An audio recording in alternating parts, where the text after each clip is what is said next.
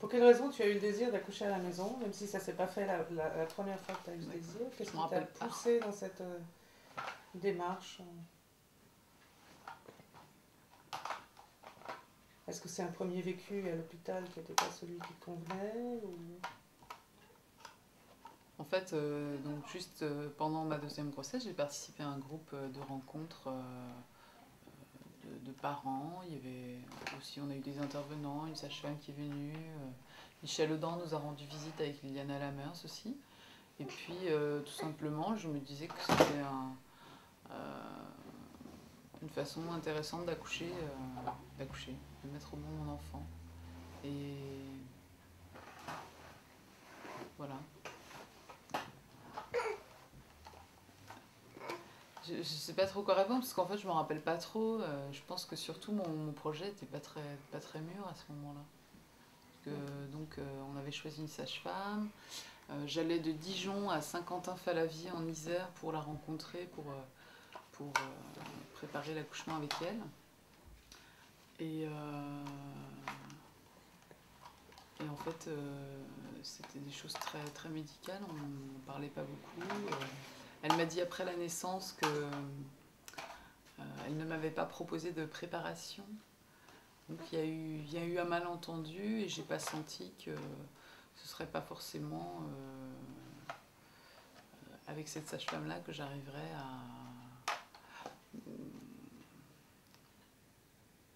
aller vraiment dans ce projet-là, d'aboutir cette naissance à la maison. Donc cette naissance n'a pas eu lieu là où c'était prévu et j'ai accouché avec cette sage-femme sur le plateau technique d'une maternité à laquelle elle avait accès.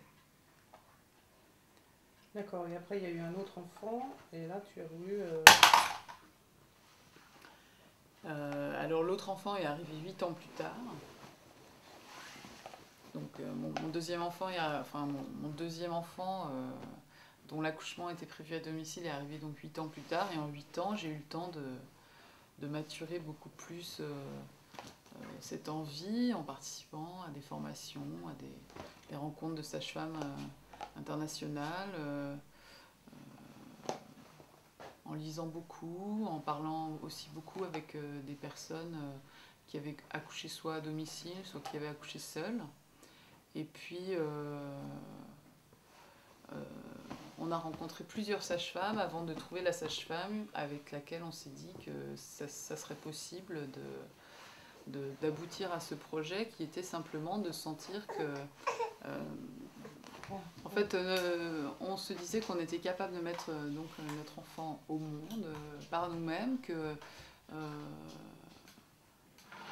par contre, on n'en avait pas l'expérience, donc on trouvait que ce serait chouette aussi d'avoir une sage-femme pour nous soutenir dans cette conviction intime. Et donc on a rencontré plusieurs sages-femmes avant de trouver celle qui a cru que oui, cette conviction n'était pas déraisonnable et que voilà, on a senti que ça pourrait se faire avec cette sage-femme-là. Si tu devais parler en quelques mots de cet accouchement à la maison, qu'est-ce que tu dirais? Eh bien, comme j'en parlais il y a 2 jours avec une personne, je lui demandais si son accouchement avait été chouette. Et elle m'a répondu intense, initiatique, voilà, et plein d'autres choses, et notamment très douloureux.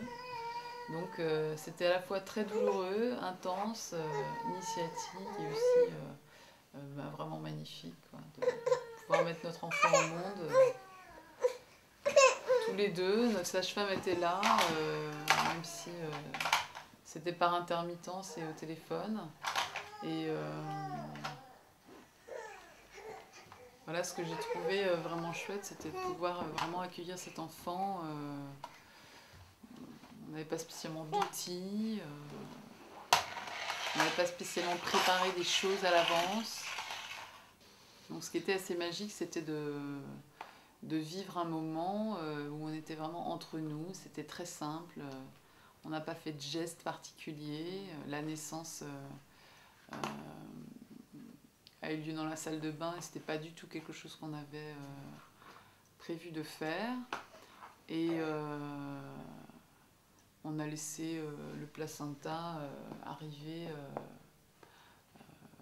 La sage-femme m'avait dit, à un moment tu sentiras que c'est le moment et tu te mettras accroupi et le placenta sortira, et ça s'est passé comme ça. Et le frère d'Isao est venu couper le cordon quelque temps après, alors que le placenta était déjà sorti. Voilà, donc c'était très intime, très simple, vraiment. D'accord. Est-ce que tu as constaté une différence dans les suites de couches? Par exemple, baby blues, démarrage de la lactation. Est-ce que tu as senti une différence entre l'hôpital et la maison à ce niveau-là? À l'hôpital, j'y étais pour mon premier enfant, donc il y a 13 ans. Donc c'est un souvenir un peu lointain, mais c'est certain que tout s'est passé très simplement pendant l'accouchement et tout s'est passé très simplement ensuite. C'est-à-dire que à l'hôpital, j'avais 19 ans et je connaissais rien du tout, j'étais pas très entourée. Et là, j'étais complètement prête à accueillir mon enfant. J'avais déjà une expérience d'allaitement. Et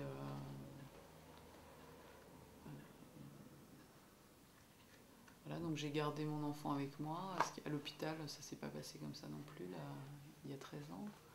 Pour la deuxième naissance, j'ai accouché donc dans une clinique, mais je suis repartie quelques heures après. Donc j'avais aussi déjà une expérience d'être à la maison très vite avec un nouveau-né. Puis j'étais avec mon compagnon qui était complètement disponible pour être avec moi. Donc le cordon d'Isao est tombé 3 jours après, à nouveau sans aucun soin particulier. Qu'est-ce que je peux dire? Qu'on a pu fabriquer un tambour avec les membranes du placenta, qu'on a fait sécher tout ça au four. Voilà, on était dans notre petite, comment je dirais, cuisine familiale, hein, pas seulement pour toutes ces histoires de placenta, mais aussi des arrangements quoi, qui nous appartenaient.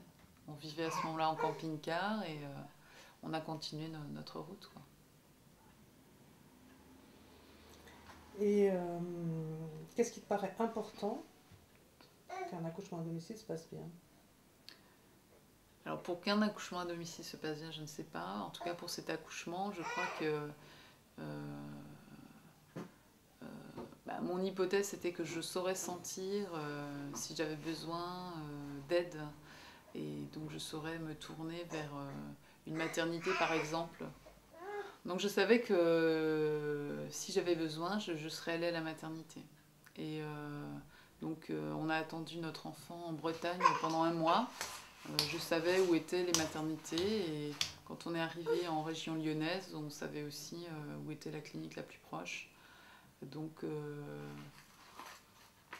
voilà, j'étais connectée à un ressenti qui me disait que je saurais à un moment aller chercher de l'aide si je sentais que... je sais pas comment terminer ma phrase. Si t'en ressentais le besoin. Voilà.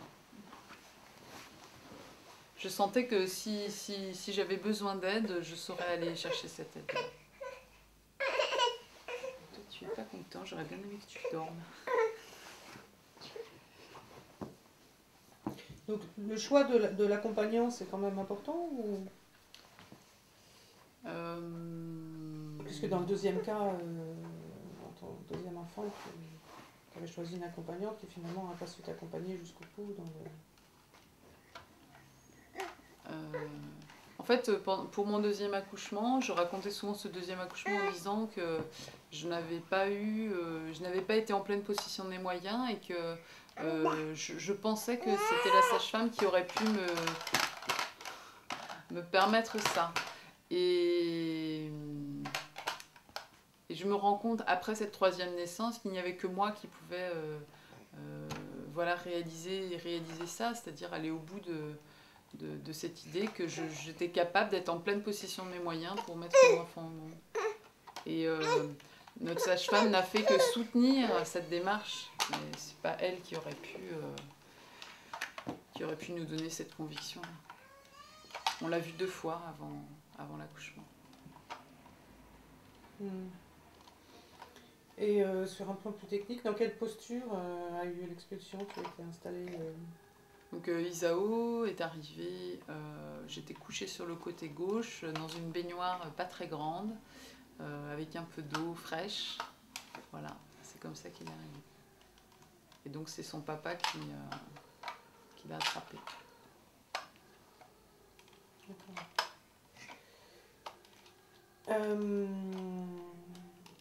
Si prochain bébé il y a, tu envisages quoi? Je crois que pour l'instant, j'envisage pas d'avoir un autre enfant. Parce que c'était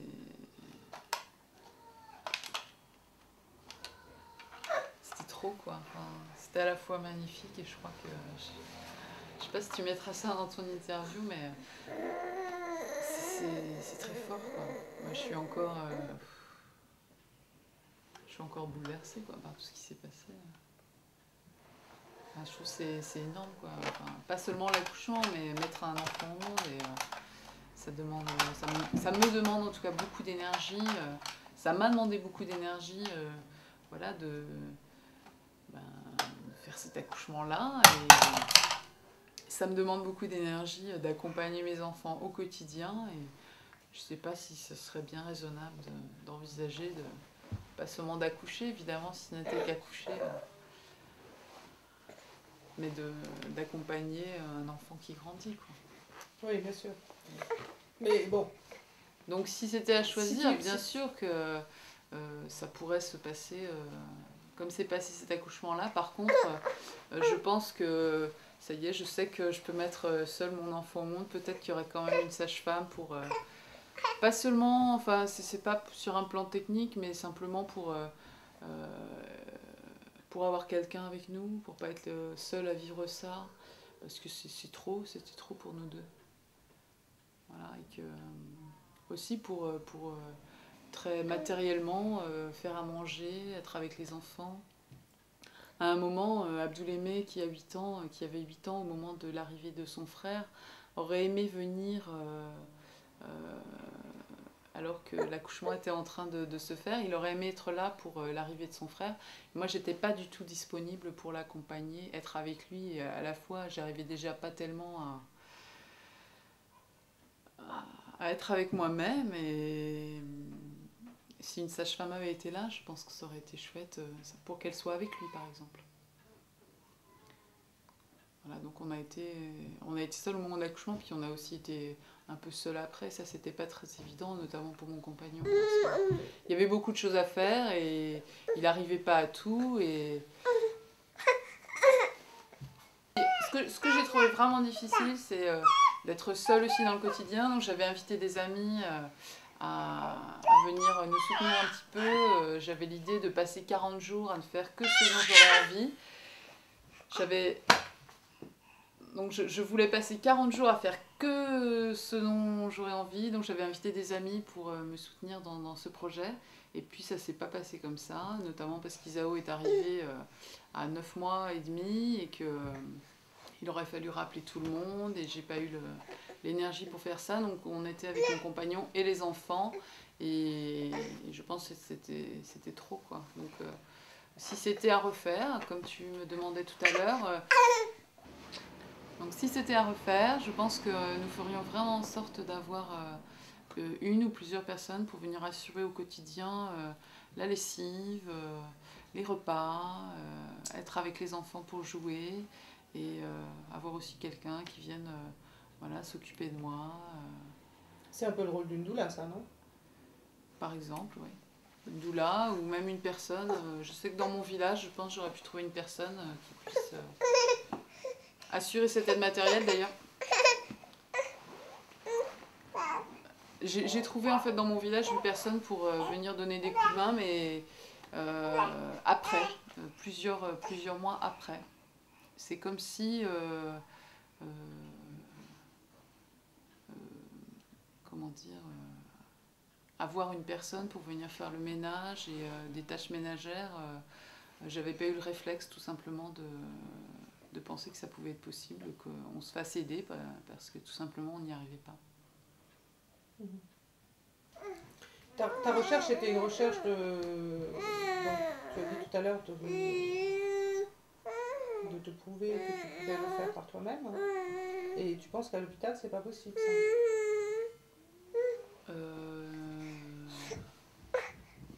En fait, j'ai pas cherché à me prouver, mais je sentais que c'était possible, voilà, de mettre notre enfant au monde par nous-mêmes. Je pense que c'est possible aussi de vivre ça à l'hôpital. Je pense que même dans le cas d'une naissance plus médicalisée, il est toujours possible de se sentir partie prenante du déroulement de la naissance et de prendre des décisions en conscience et d'être, comment je pourrais dire, dans un partenariat avec l'équipe médicale. Bon, c'est moins évident si ça se fait dans l'urgence, qu'on ne connaît pas les personnes. C'est sûr, nous, on a rencontré 3 sages-femmes avant de se dire que la 3e serait celle avec laquelle on pourrait cheminer vraiment. Donc à l'hôpital, c'est moins évident quand ça se fait dans la précipitation de pouvoir se dire que c'est avec ces personnes-là qu'on va y arriver, mais je pense que ça reste possible de rester simplement, comment je pourrais dire,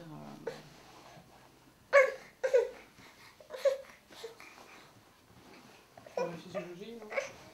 ouais, je pense que c'est possible de rester dans la physiologie, mais je me suis dit que pour cette naissance, la naissance d'Isao, je ne suis pas sûre que ça aurait pu se passer à l'hôpital.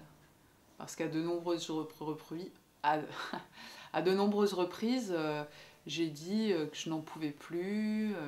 Si ça avait été à l'hôpital, je pense que moi-même j'aurais demandé une péridurale. Donc est-ce que ça peut se passer à l'hôpital? Il faut être vraiment, vraiment fort, ça. En fait, je suis pas sûre. Ouais.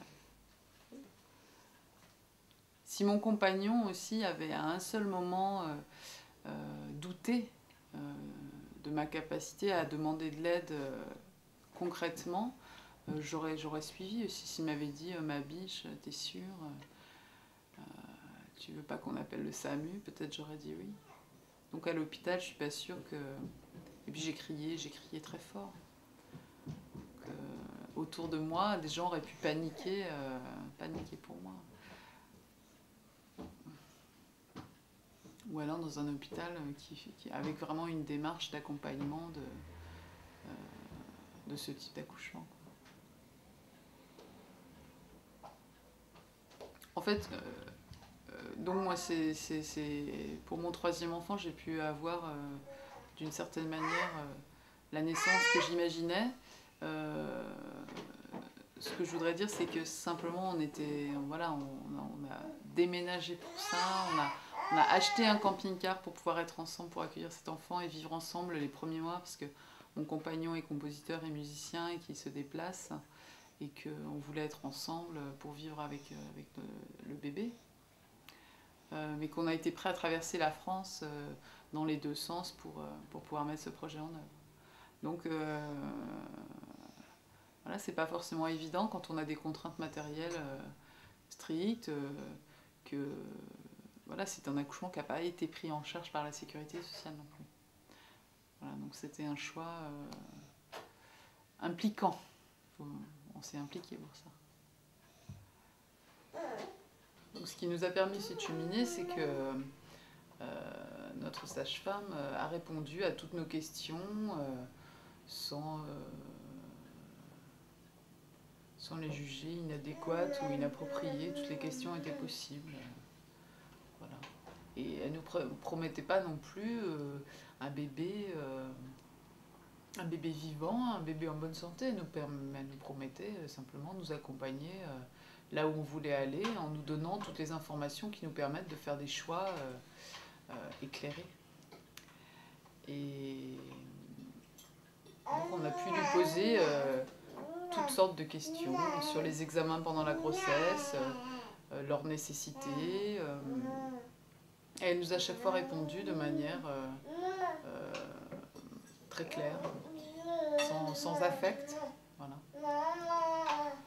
Donc, on a attendu Isao environ 15 jours de plus que ce qu'on pensait. Et à nouveau, on a pu poser des questions. Et tout en nous accompagnant toujours vers, en tout cas moi, me connecter à mon ressenti intérieur, me donner des informations concernant la littérature médicale au sujet de ce qu'on était en train de vivre, pour nous permettre de faire vraiment nos choix à base de ce qu'il était connu jusqu'à présent sur ce type de dépassement de termes. Et donc non seulement des réponses très, comment je pourrais dire, fondées sur voilà, la littérature médicale et aussi son expérience. Et le même été, elle avait accompagné une femme qui avait accouché à presque 10 mois. Donc on était rassurés.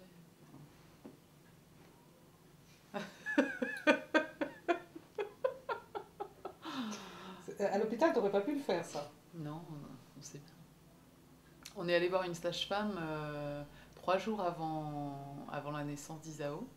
Et elle n'avait jamais vu ça. De dépasser de 15 jours le terme. Oui, puisqu'on ne laisse pas les femmes le faire. Donc.